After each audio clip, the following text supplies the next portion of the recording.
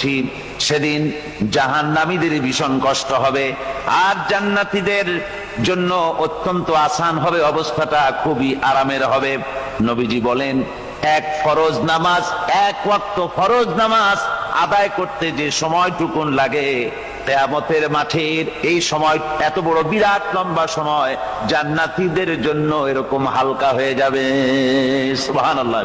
হযরত আবু সাঈদ খুদরী রাদিয়াল্লাহু তাআলা হাদিসখানা বর্ণনা করেছেন, এক ওয়াক্ত নামাজ, একটা ফরজ নামাজ পড়তে যতটুকুন সময় লাগে, এতটুকুন সময়ের ভেতরে জান্নাতীদের কারবার শেষ হয়ে যাবে। সুবহানাল্লাহ বিহামদি। আর ওদের কারবার তো শেষই হবে না। وَيَوْمَ تَشَقَّقُ السَّمَاءُ بِالْغَمَامِ وَنُزِّلَ الْمَلَائِكَةُ تَنزِيلًا। ওরা ফেরেশতা দেখতে চায়। সেদিন আসমান সমূহ